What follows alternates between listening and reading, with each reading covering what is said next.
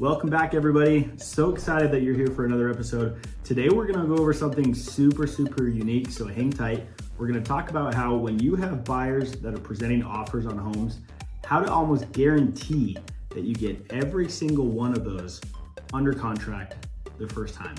You don't need to write a second offer, a third offer.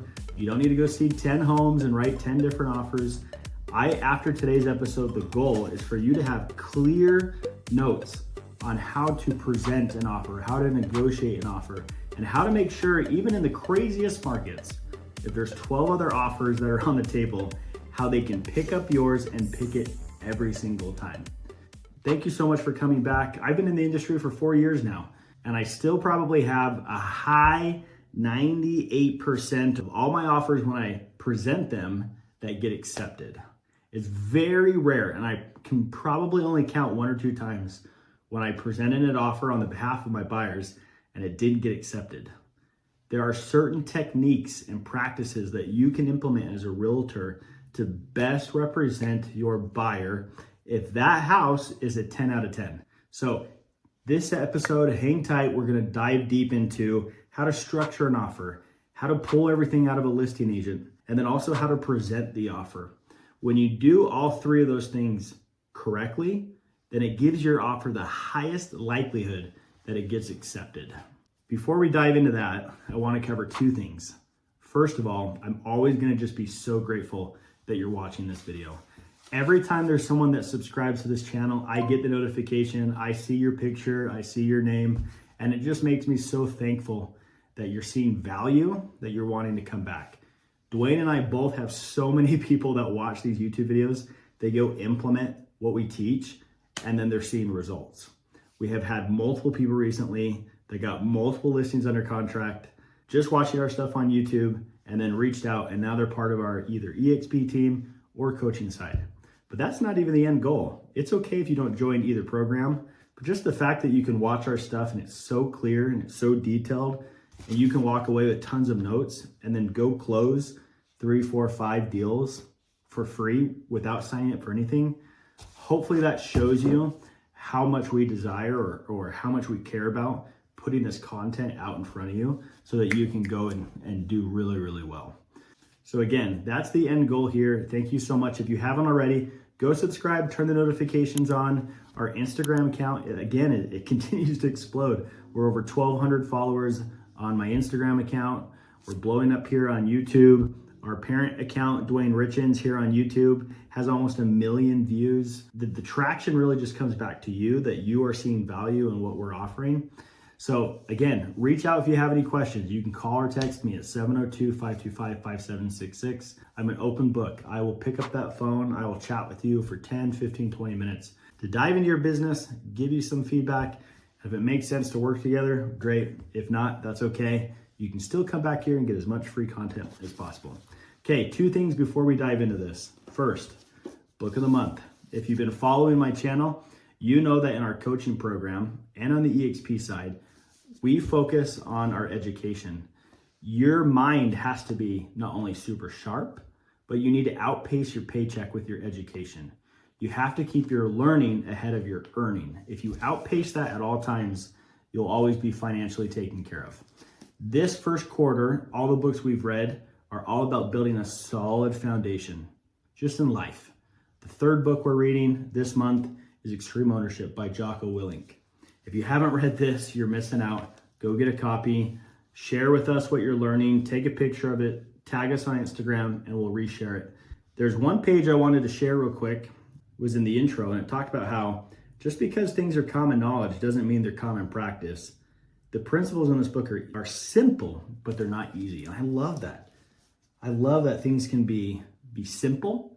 That doesn't mean that they're going to be easy, though. And that's what I want you to find here on this channel. I want these principles to be so simple. It might not be easy to implement, but I want you to walk away with like very clear, okay, Jeremy said do this, this, this, and this, and all my offers will get accepted. That's what I want you to walk away with. So that's number 1. Go get this book. Keep your education ahead of your earning, and then just make sure you're sharp mentally.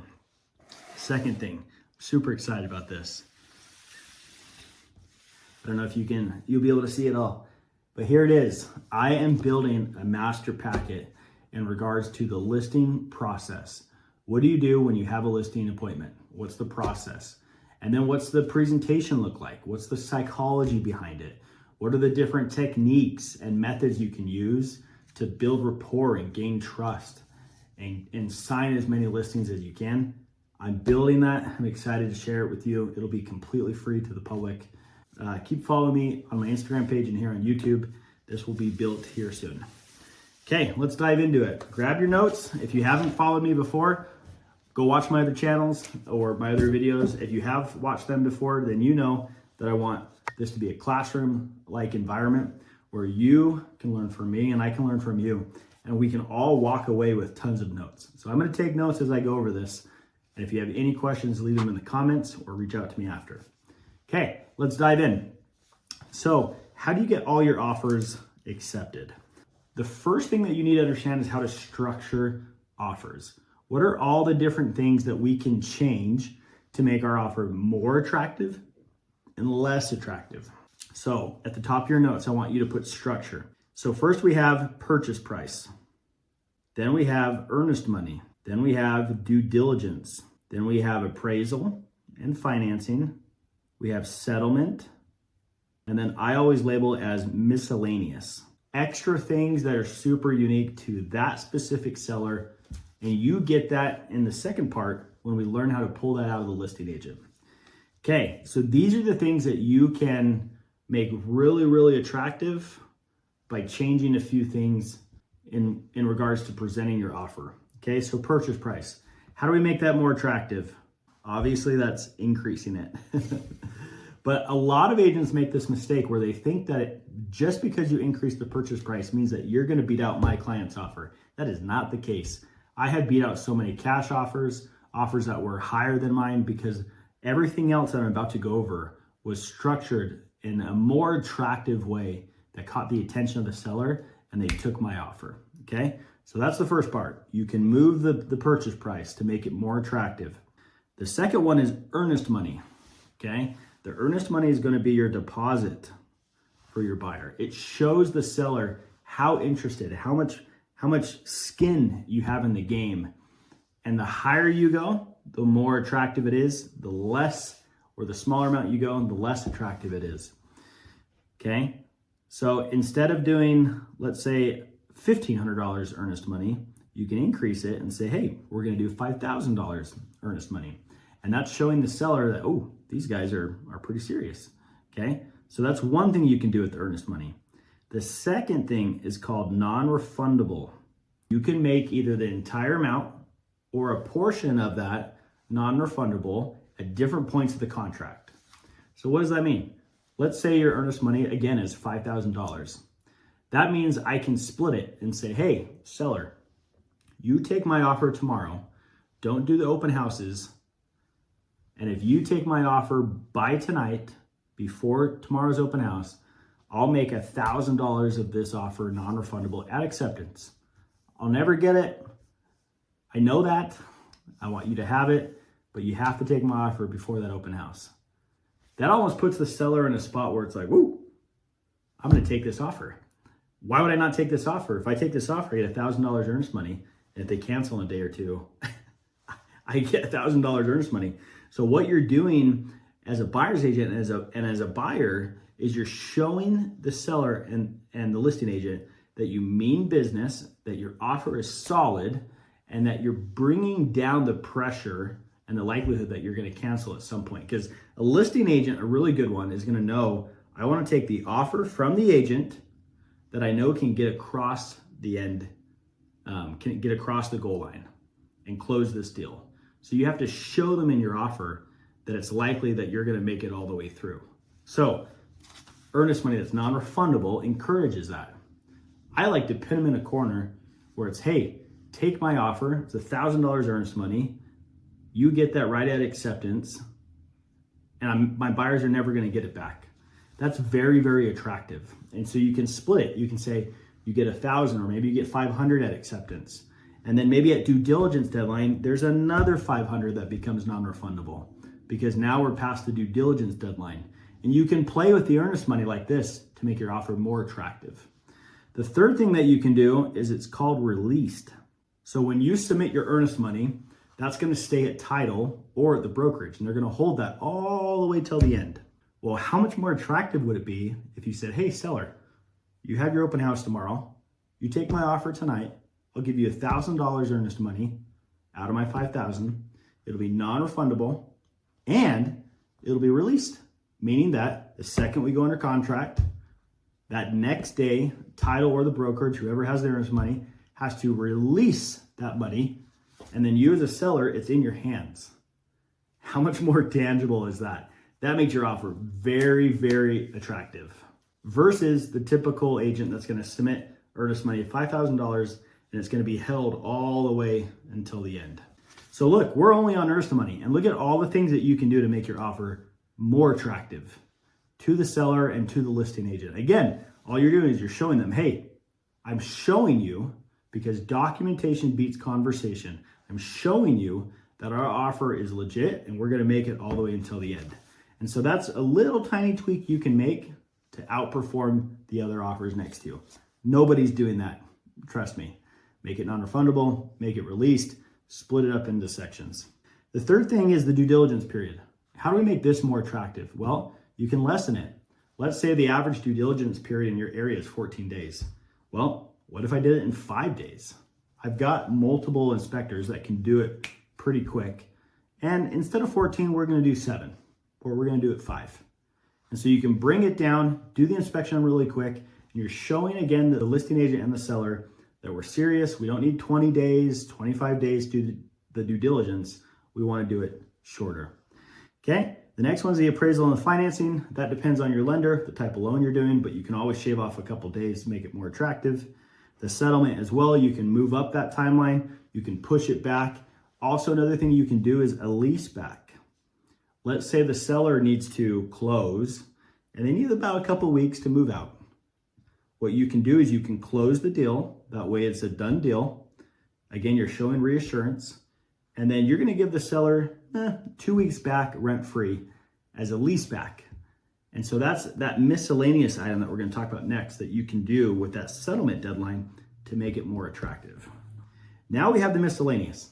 This really comes down to the seller situation, and we'll talk about that here in a second.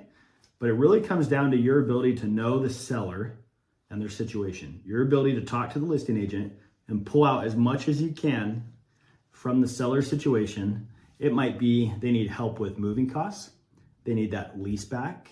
They want some reassurance on the due diligence deadline.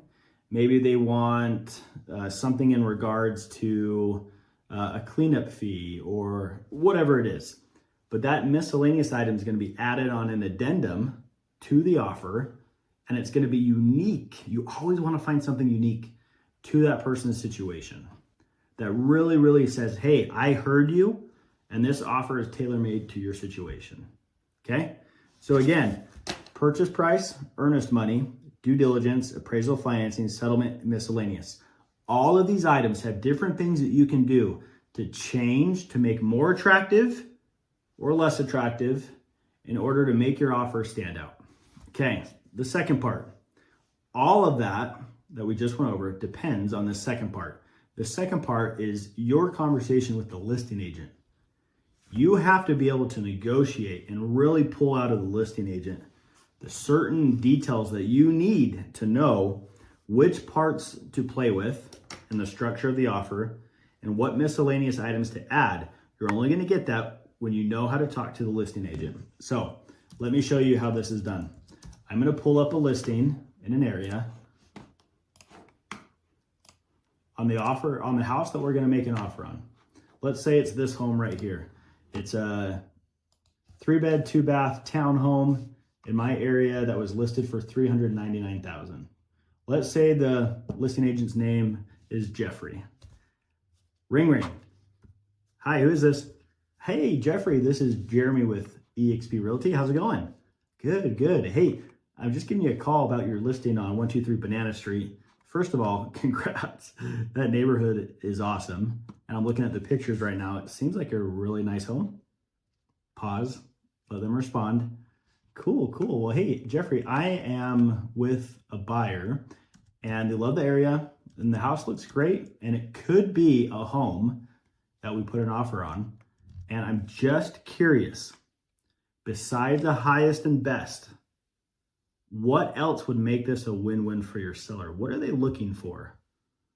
Oh, well, they really want the highest and best. They'll always say that because that's their job. They don't want to divulge everything. Okay, cool. Well, yeah, I'll do my best to get the seller or my buyer to give you a highest and best.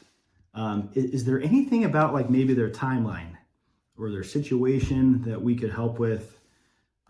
Maybe they're looking for close due diligence or help with moving costs. Where are these guys going? And then they start to give you a little bit. Okay, cool, perfect. So you're saying besides the highest and best, XYZ would really help them. Okay. Well, what about their timeline? How fast are they trying to get out? Or what's their end goal? What's the perfect scenario looking for them? I just want to make sure that I can give you the best offer possible to present to your seller. Okay, perfect. Okay, well, we're gonna go take a look at it. Super excited to show this, and I'll get back to you. Thanks. Bye. And that's the conversation. Really simple. You have to basically boost their ego and their pride. Tell them it's a fantastic listing. Be looking at the pictures while you're doing this call. And then you're trying to just pull as much as you can. My favorite line is, besides the highest and best, what else would make this a win-win for your seller? How do I present an attractive offer for your seller, for you to go present? Every listing agent wants to hear that. They want to present really attractive offers.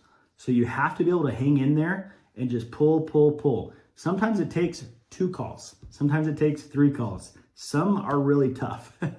And some, when done right, they'll tell you on that first call what to do and how to structure the offer, and you just got to be able to do it.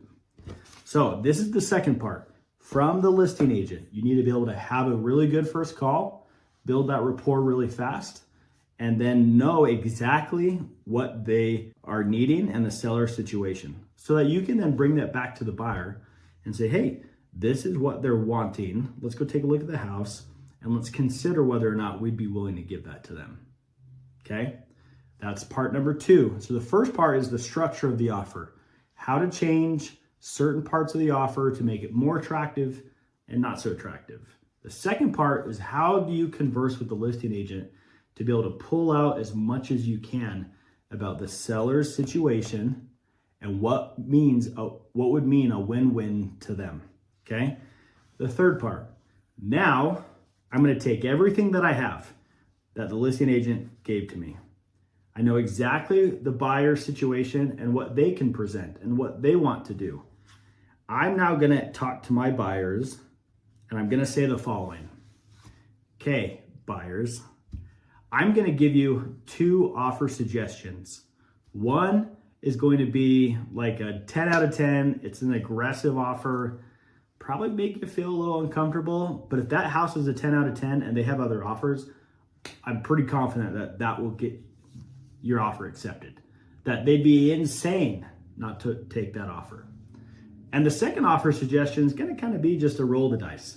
It's still a really good offer, and I like our chances, but I can't really give you like ultimate confidence that they're going to take that. So let me go ahead and text you both the options, and I'll email it to you too. You guys think about it, get back to me, and let's figure out what we want to do. Then what I'm going to do is I'm going to structure a really aggressive offer. For example, on this house, if it's listed at $399, I'm going to suggest that we go $409. We go a little bit above the ask price. Our earnest money, I'm going to suggest we go $7,500. Let's give them $500 to take our deal right now. Take it off the market. They get $500.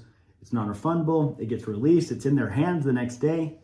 And they really wanted to make sure that our offer was legit. They don't want to go under contract and then fall out. So let's do our due diligence at 5 days. Okay. Then what we want to do is they really needed 45-day lease back in order to get into the next home. So why don't we close with them in 25 days? Let's give them a lease back. Let's do it at no cost. And then they really needed help with moving cost. let's maybe give them like a $500 credit towards moving.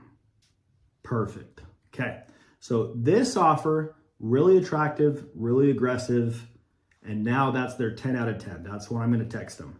The second offer is going to be that roll of the dice. So on this one, let's go 402.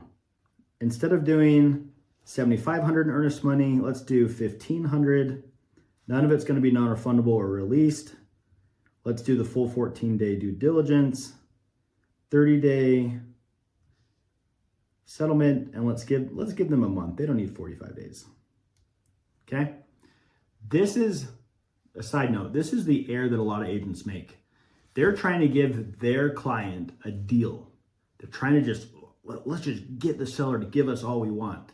But then you're not seeing it from their perspective. You have to be able to see it from your buyer's perspective and from your seller's perspective to make it a win-win. If you're not considering the seller's situation and you're only trying to represent your buyers, then your offer is not going to get accepted.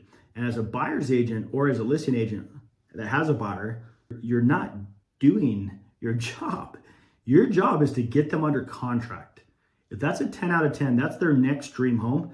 Your job is to get them under contract and in that home. Make it a win for them, a win for them. That's the ultimate form of negotiation, and that's how you're going to get your offer accepted.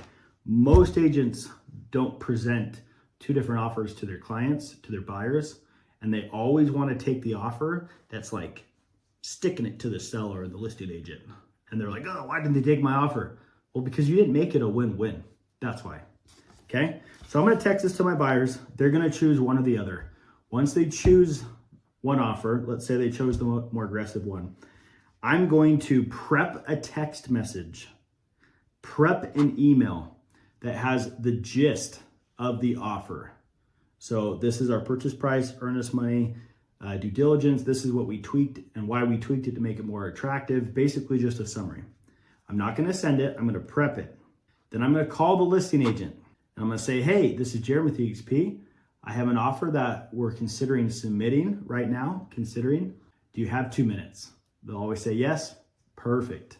And then I text it to them and email it to them right as we're on the phone. What does that do? That is showing the listing agent that I am mature, that I know how to communicate, that I'm organized.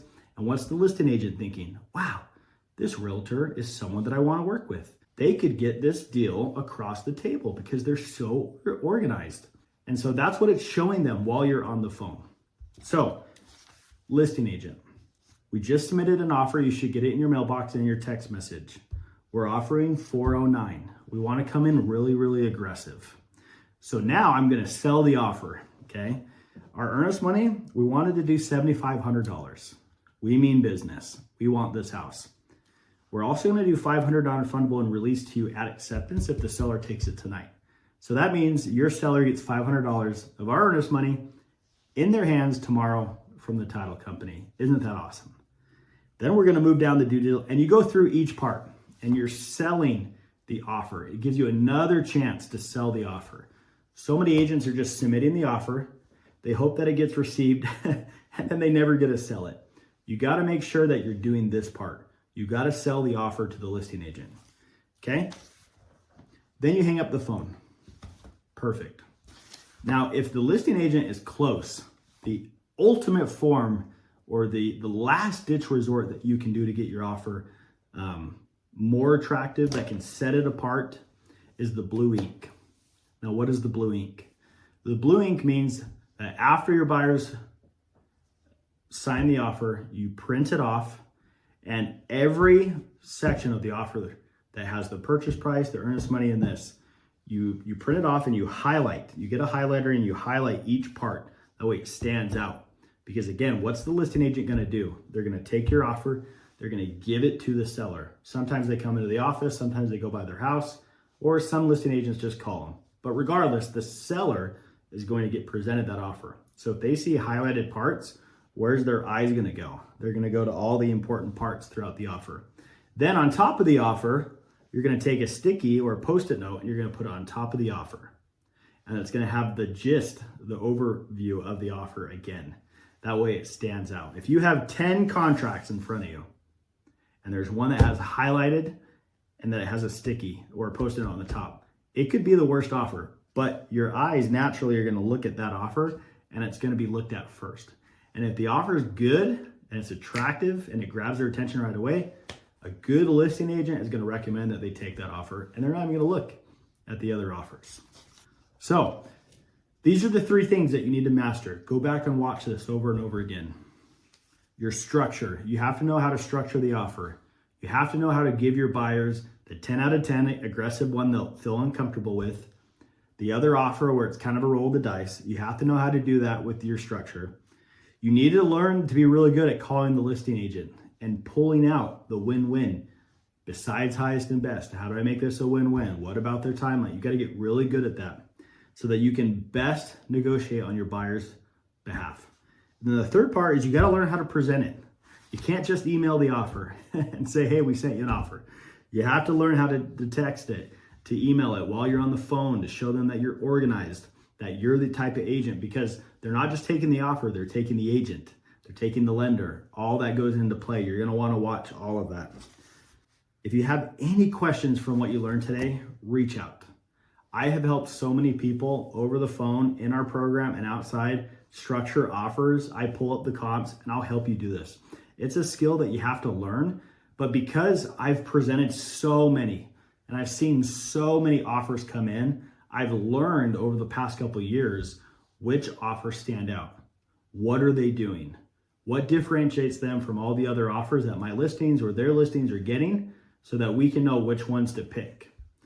Also, every market is going to be unique. I highly recommend that you reach out to 4 different lenders a week and ask them, what type of offers are you seeing coming in that are getting accepted?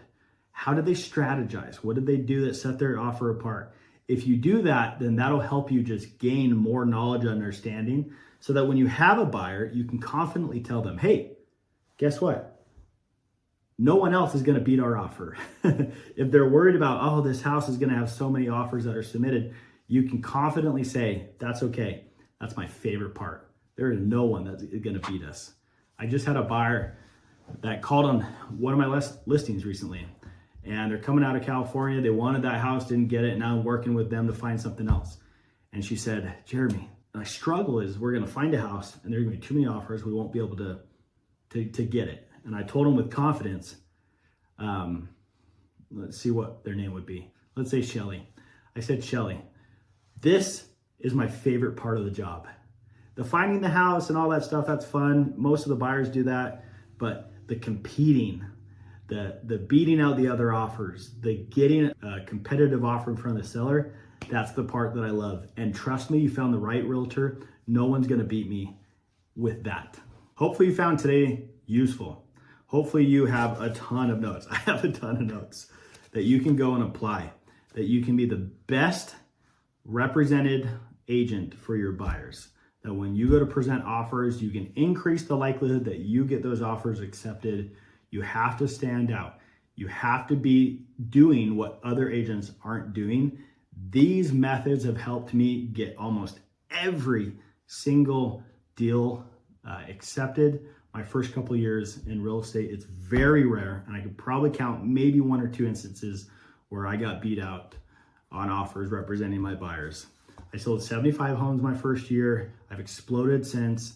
There's a reason why all my offers are getting accepted. And then on the sell side, there's a reason why my listings aren't falling out, because we take the right offers and I know what to look for and negotiate for. Learn this skill.